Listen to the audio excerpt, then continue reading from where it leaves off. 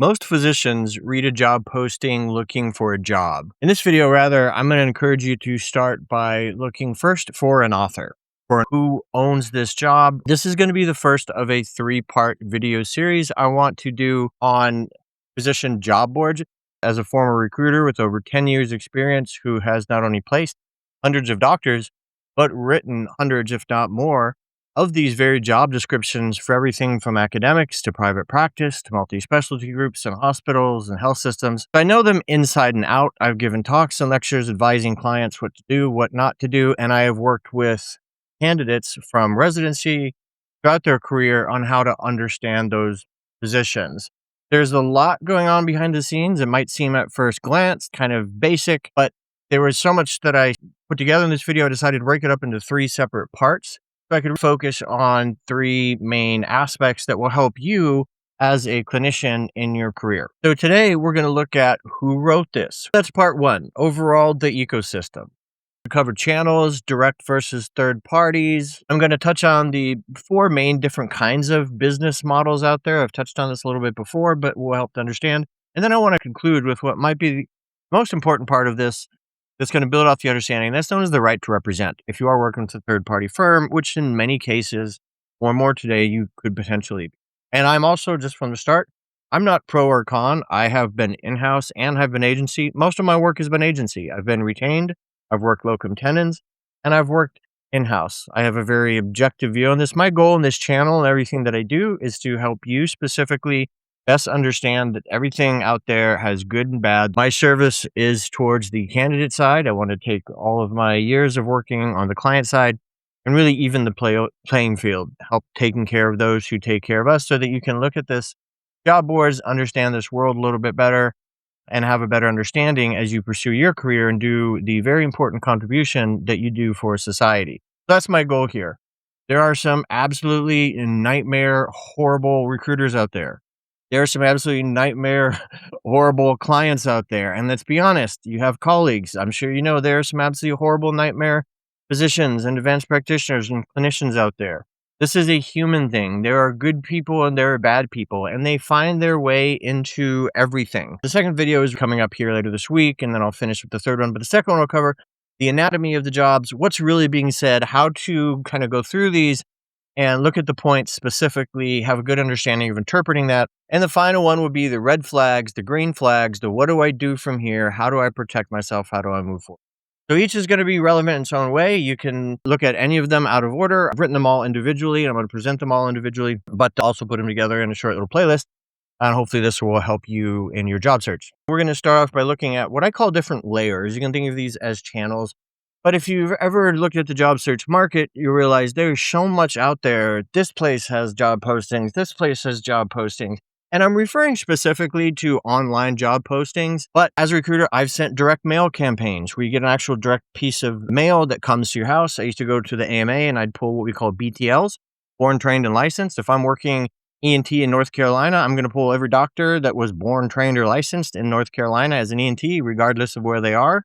Probably also all ENTs in North Carolina. That doesn't happen so much. That was more common with retained firms before the pandemic. You see it mainly now with academic roles that are very precise and very nuanced. It does still happen.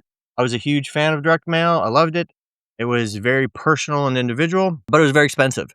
And clients, it just became more of a fee for them. And let me start here before I go into this and to talk about what we on our side refer to as active and passive candidates. Active candidates are those of you who are actively searching, you're out there looking, you've got your CV floating, you're pulling up the job boards, you're actively pursuing change, looking at new opportunities. Passive candidates are individuals who are not actively looking, but for the right opportunity would actually consider a change.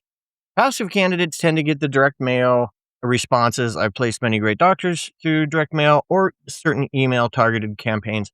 Most of what we're going to look at here are going to cover those of you in the active phase, the job board. So the first layer that we have is the employer applicant tracking system, the career page. These are where the jobs legally land. This is your Taleo. This is your Workday. This is your Lever. This is your ICIMS. This is where the job goes specifically for the company and is managed by that company. This is the main stage. The second layer are the practice-specific job boards. These are the paid job boards, your Healthy Careers, Doc Cafe, MD Job Site, Practice Match, Practice Link, New England Journal of Medicine. These are the kind of general physician advanced practitioners. These are your paid job boards, and they're pretty broad, and that's your second layer. The third layer, these are your special society pages, your AAFP, your ACOG, your ABEM, all these places specifically that are uniquely tailored to a very specific specialty. The fourth layer are the aggregates. This is the lowest quality layer. Not saying it's bad, but this is also where most people go. This is the LinkedIn. This is Google Jobs, Indeed, ZipRecruiter. These postings may be a copy of a copy. The final layer, layer 5, is the most important, also the most rare, unfortunately, but the most success. And this is what I'd call the unlisted market. This is your referral network. This is alumni. These are personal connections. I am a huge fan of networking in any aspect of life. And as a physician, as an advanced practitioner, let me encourage you to always keep that in mind. I've had to have this conversation with many individuals over the years, and I'd say, look, if you reject this job, whether mine or someone else, from advising a doctor, make it the sweetest, the nicest breakup letter you've ever given, because you never know what could happen in the future. You might need a referral. They might say, hey, this person didn't take our job, but they actually were really great to work with. It was very polite, very professional. They're looking in your area. Maybe you didn't take it because you wanted to be somewhere else. I've literally had this happen before. Don't burn bridges, build connections. You never know what the future is going to hold. And it's that word of mouth, that networking, that personal individual. And I would say this with clients too. Always, you never know what you're going to do. Make sure that you treat someone the way that you want to be treated. But this is the most important. Unfortunately, it's very rare. This just doesn't always lead to the kind of mass job satisfaction I would hope it is, but it is an important layer to discuss nonetheless. Then the final one, as we discussed, is the push market, your direct mail and your email. Emailing is a very cheap way to mass blast. Sometimes it's targeted, sometimes it's not. When I would pull BTLs, I would send emails as well. Sometimes you might target email a certain area code or a certain state or city or specialty. Sometimes people just blast out there. You have a lot more flexibility with emails because they're very inexpensive as opposed to direct mail. Doximity is kind of unique here. They fall into the second layer in one sense because the jobs can be posted on there. They're exclusive to physicians and advanced practitioners now, and then recruiters can get in there and post, but you have a lot of flexibility to shut off the spam, unlike LinkedIn. So there are the general job postings. Doximity would fall under that, but then you also have their doc mails, similar to the in-mails from LinkedIn, but much more specific and direct to you. So they're crossover between a bit of those two markets. You really want to understand the strength of these positions. It's rare that you're going to go directly to a workday, but it happens. That's the best. If you can ever get directly to the first layer, that is the absolute best place to go. There is very little, you have your ATS that's just going to happen, but the other job boards can often go through either different parties or different groups, different systems. And there's also something known as lag. And we'll talk about that here in a minute. But let's talk about now the expectations of what you're seeing. I want you to calibrate your expectations by the specific channel. We're going to look at what a job channel is, what it's optimized for, and then what you're seeing. So health systems career page. This is your main page. This is your direct employment connection. If you want a specific job in a specific area, the best thing you can do is try to go direct to one of those places. I will say, if it is a very desirable area and it is a very in-demand job, you might want to work with a recruiter, because if you connect with a recruiter, particularly a retained recruiter who's being paid by a client to engage in the search, you now have an advocate on your side that has a direct in. And if it's too hard to go to the site directly because they're just overwhelmed with applications because it's a highly desirable area, majority of physicians are looking in the same areas. And so you're just going to have a lot of competition. But that's the health system career page. That's the direct employment page. So the optimization here from the client side is it's very low cost. It costs them nothing to put it out there. What you're seeing is highly sanitized. Legal and HR are going to go through this, and you're going to get just a snapshot generally. A lot of times I would try to push back and work with clients, whether I was just consulting or actually working a job, and saying, let's expand this. Put the community in there. Tell them where they're going to be living, not just what they're doing. They tend to kind of shy away from that. That's what it's optimized for. Specialized job boards. These are for high volume lead generation. And what you're seeing is a mix of direct employment, third-party agency, you could very well see the same job listed multiple different times. Next is the agency sites. If you go to agency recruiting firms, obviously it's very clearly who owns who's owning those jobs. You're going directly to the sites there. And what you're going to see is a client confidentiality and a candidate exclusivity. But these tend to be very blind. They're geographically vague, but they can be more descriptive in some ways. It's not necessarily a bad thing. They'll talk about the community. They'll talk about some of the things that a client that doesn't recruit doesn't even think about. Maybe you've got a great call schedule. Maybe they've got great vacation that is better than anything else, and they just don't really think about it. A recruiter's going to pick that up and say, well, let's put this in there. And so it's not necessarily a bad thing, but that's to help you know what you're looking at. The aggregator sites, these are optimized for traffic, high volume traffic. A lot of these are copies of copies. Again, these are the worst place to go. It doesn't mean you can't get it. I would never take, and I'm sorry, no disrespect on out there, but ZipRecruiter, Indeed, LinkedIn, I never bothered putting jobs out. I just didn't. It just wasn't enough justification for me to come to a client and say, hey, let's pay for this. Some of them are stale. Some of them, there's a lag. I'll talk about that here in a minute. Then, of course, you have the unlisted market. That's the referral basis. That's important. Build that up if you can. I cannot emphasize that enough. So why can a listing be stale, lag, or just be a phantom? That's a really unfortunate thing. Well, one, when you look at these aggregator sites, sometimes it just takes time for the back end to pick it up. A job might be filled and it's still posted on some of these aggregator sites, even on some of these job board sites. If it's not from the direct employer, there's a chance there's a lag that it's been filled and it hasn't been taken down. Even sometimes, dare I say, the direct employment sites, there's some jobs that have been up there that's like, oh yeah, we filled that a little while ago. Well, then why is it still up? Sometimes you have people that might not be on the ball. Sometimes they're just overwhelmed with jobs and applicants and understaffed, a variety of things. But generally, it's not the case. Usually, you want to be careful with these external job boards because they'll lag. And I actually have seen somewhat of an improvement on that in some places. Like LinkedIn has actually been doing pretty good, I've noticed. I just try to follow the market and try to keep up with everything. But I've noticed that they tend to do pretty well as much as they can. But still, this is an issue. This is something to be aware of. If you find anything on an aggregator, go to the main site. Then you have the unfortunate reality that exists in the workforce in all specialties. And these are ghost jobs or phantom jobs. They don't exist. They never existed. They may never exist. There's a variety of reasons for this. One is there's the impression. There's always this competition, and companies and places want to sometimes look like they're growing, especially if they're trying to appeal to investors, more than they actually are. The problem is this is a double-edged sword. Sometimes it can have that impression. You see these open jobs saying, wow, this place is really growing. Or you think, wow, this is a horrible churn and burn mill that's losing people left and right and having to keep rehiring. So it is kind of a hit or miss, but that's a lot of times why they do it. If it's a direct hire employee, they're usually trying to just build something out. There are certain laws by states that will require, say, if there's a position and they already have someone internal, that they have to post it for 30 or 60 days externally before they can fill it. And that's unfortunate because they've already got their candidate, but they're legally required to put it out.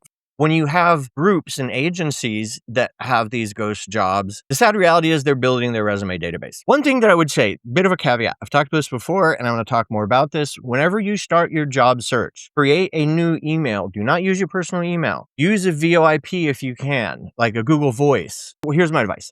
Keep your personal life specifically away from your job search for a couple reasons. One, you want to be able to shut it off when you're done and you want to hear nothing more. Two, I would encourage everyone to be a passive candidate. You could say, hey, I'm happy where I am. I'm not looking. If you find anything within this area, feel free to reach out to me. And just keep an eye on what's out there. So it is a tough market. Doctors are treated very roughly in a lot of ways. And it's good to be aware of what's out there. If you build a relationship with someone that you trust, and that's the thing, you trust. There's a lot of bad recruiters that will just blast you with garbage.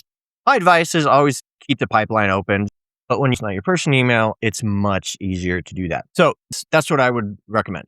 But that's what ghost jobs are. People trying to build a database. And the unfortunate reality of it, this isn't just healthcare. This is everywhere. Recruiters, executives, IT. Unfortunately, it's just a corporate issue. One point that I would make, if you ever see easy apply, turn around and run away. Do not easily apply. That is almost always a trap. Get out. It's just not really how it works. You don't necessarily want your CV floating out there for anyone. Find a recruiter you trust. I have relationships with physicians to this day. Some I placed, some I didn't. Some I just worked with.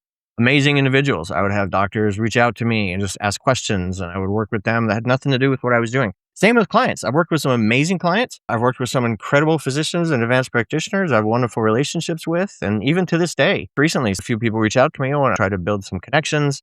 I had a couple doctors looking, I had a couple clients that were looking. I just using my own networking, my own personal references. Try to build relationships with people like that have good hearts, that care, that want to help. That's my advice. Always be a passive candidate. Completely up to you. Back to the job boards. When we're looking at a job board, I want you to understand how to look at it and understand if it's not clear, sometimes it is, sometimes it isn't. Is this a direct employer? Is this a third party agency? So let's walk through some of the key indicators. Obviously, if the employer is named and you see the logo, you got Kaiser or HCA, something like that, it's pretty obvious this is a direct employer. If you see things like our client, well-respected community, collegial group, this is not a direct employer. This is a third-party agency representing an employer. Location. If it's a direct employer, you're going to have the city, sometimes the actual address, the location. You don't get that on the other side. On the side, you get generalities. And there's reasons for that. They're not necessarily all inherently bad. Contact. If the contact for the individual representing the job is the domain name, kaiser.org, so-and-so at, or something like that, obviously, this is direct. If it's not, if it's a company you don't recognize or an agency you recognize, so-and-so at XYZ recruitment firm, obviously this is going to be an agency. Compensation. There are laws. I'm going to link a couple of websites in the either pinned comment, description, or both that talk about state laws. There's been a lot of compensation transparency laws that have come out. Some of them require states now to put the compensation in the description.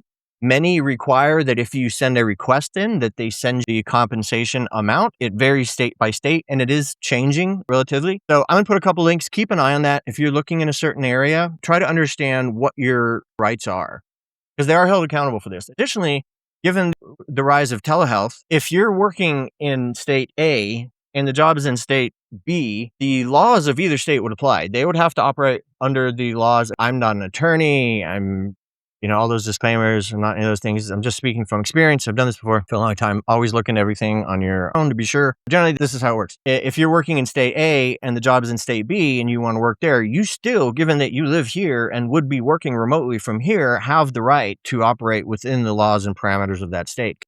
But for the compensation on the site, you're generally going to see something very strict, rigid, to the point, if there's anything at all. For direct employers, for agencies, you're going to see ranges, generalities. Again, this is not bad. Sometimes compensation laws, I think they're great. I think it kind of puts a little bit of a kibosh on some of the companies that take advantage, which does happen. But there's also the reality that different people might earn a different amount, and you can't necessarily put a single amount in there. If you're someone who's highly specialized and you have just an excellent pedigree, excellent history, best references, the highest graduation, and everything, you're probably going to be paid more than someone who could come and take the position that just doesn't have that. In fact, it would just kind of how the world works. And so to pick one number specifically could end up making it more difficult for one side or the other. Don't necessarily take it as an issue if the compensation is a generality. You do want to find out what that is, however, especially if it's an agency. Talk to the recruiter. Walk me through the compensation. It says you'll see things like up to or a range of. And you want to ask, what does that mean? Does that include the sign-on bonus? Is that the first, second, third year guarantee? Is it a guaranteed forgivable loan or guaranteed salary? Big difference. Not a lot of forgivable loans as much. Generally, they're salary these days, but they are still out there. And so what's the reality of me earning that? We want to understand the compensation. And the same is true with the city. I'd mentioned the city earlier. Don't be too upset if it's not specific. There's a few reasons for that. One, sometimes the client doesn't want to have direct contact. They're going to outsource. They're going to pay. They're going to outsource. They want this other firm who specializes in doing that. We would sometimes get jobs with very well-known groups, and they just said, you as a retained recruiter, I used to work for Merritt Hawkins. As a retained recruiter, we just want you to vet candidates. And so my responsibility would be to talk to candidates before I moved them forward. I wouldn't just shovel CVs through. I'm not a headhunter. Retained recruiters are not headhunters. I would have zero interest in that. If I was paid to do my job to vet, that's what I would do.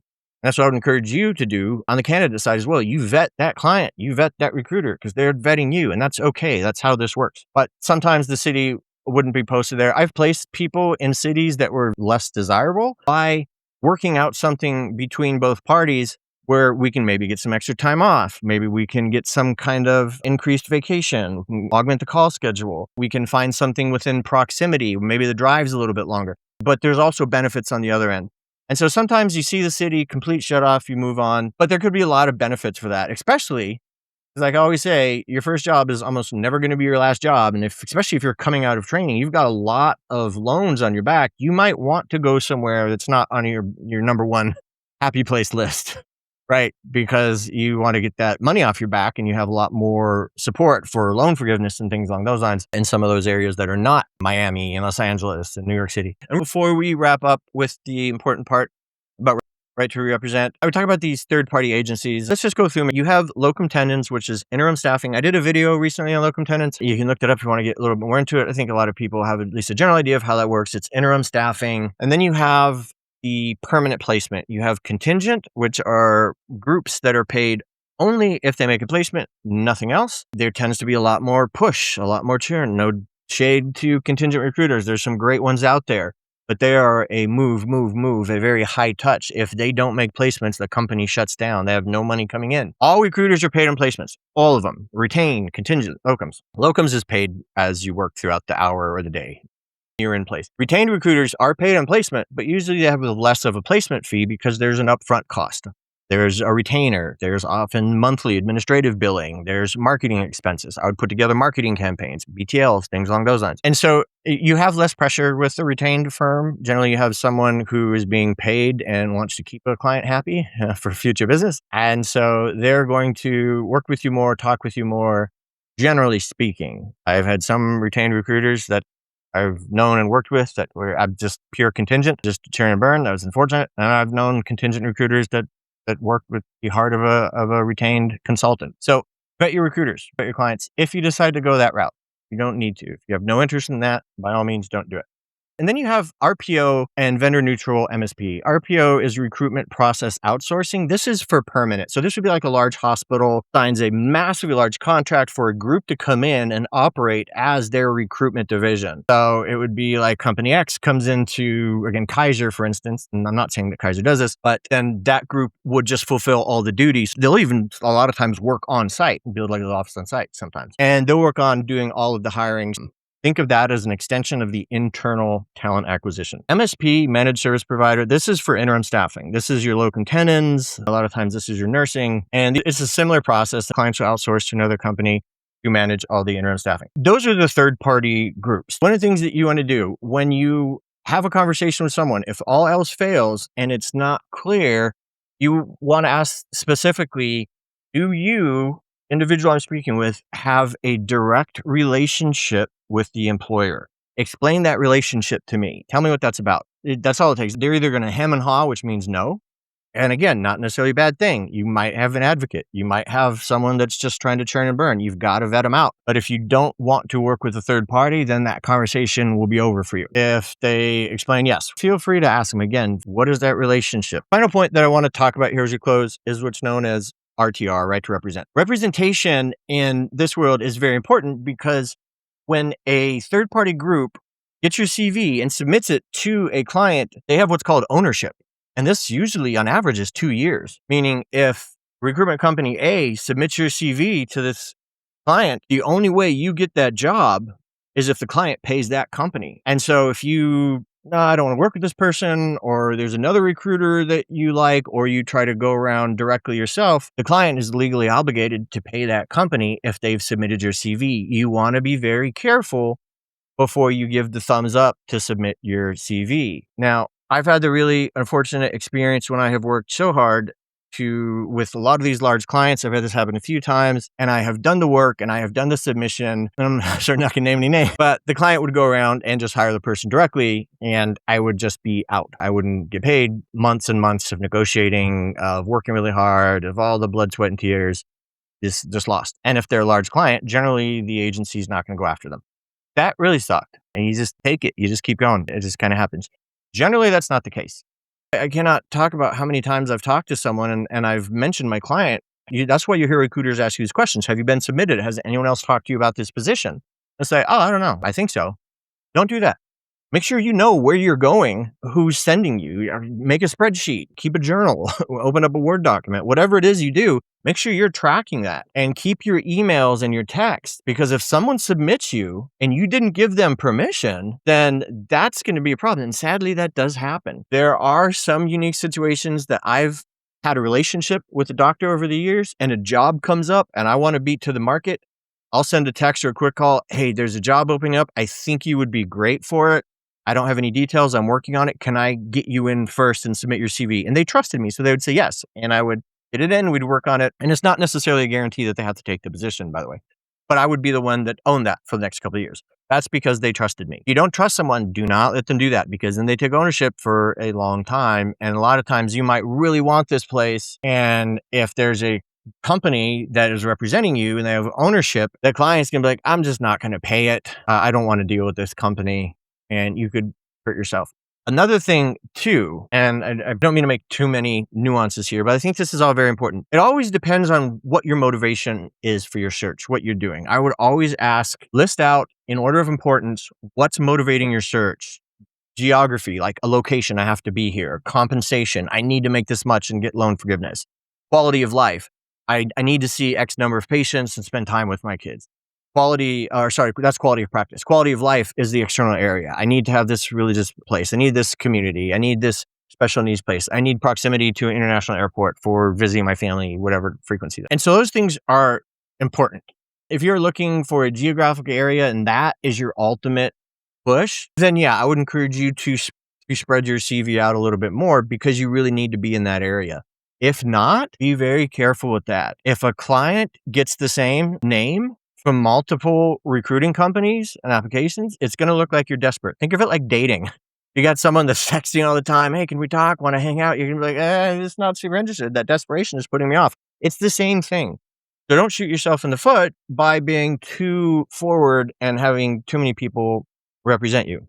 Not only for the reason I mentioned earlier, that someone has control, but you want to make sure that you're not giving off that concept of desperation. Again, if you really need to be in the area, then yeah, I would encourage you to expand the number of places if that's ultimately like you have to be somewhere because your in-laws are there. I remember I placed a psychiatrist. His son had just joined the military there. And he's like, I don't care. I'm going to be there for my son. That was cool. The way that it works, just as we wrap up here, is a company will do what's called a name clear. So if I, Bo Boyd, am talking with Dr. Smith and there's initial interest, maybe I'm waiting on the CVs. Okay, this is great. I'm happy to move forward with you, Dr. Smith. Send me your CV. If I think this is a good candidate, I'm going to move forward. I'm going to look at that CV and I'm going to have a conversation with the doctor if I see any red flags. Believe it or not, I have rewritten CVs for I said, can I please rewrite this for you? I will send it to you for thumbs up before I submit it anywhere and you can have it. But I do not want to submit this. It's got things all over the place. You can't read it. The font is horrible, different size. There's just a nightmare. And it's like, help me help you. So there's times I've rewritten entire CV. This was before AI too. So it was actually me doing it. And I actually like doing that. I love doing that stuff. Because then I'm going to represent this person. I'm going to go for the client and say, look, here's the CV. I would write a cover letter, usually a very nice cover letter. Here's what they're doing. Here's what they're looking for. Here's why they're searching. Here's a little bit about them personally, things along those lines. So what will happen is a recruiter will give what's called a name clear. I'd reach out to the client, like talk to Dr. Smith. Am I clear to proceed? I haven't submitted yet. I don't have ownership. They might say, oh, we've already been talking to him or her. Okay, understandable. Then I can't really move forward because I've already been talking. Or recruitment company X already submitted their CV. Maybe they did, maybe they didn't. I always ask when I speak with doctors, have you been submitted? Do you know this client? Have you worked with any other recruiters? That's why it is so important to know who you're talking to. There's a lot of companies out there and they're going to blow you up the moment you hit the market. Try your best to keep track of them. I know it can be kind of hard. I do get that. But so that's how it works. It's name clear. If I don't have ownership, I can't move forward.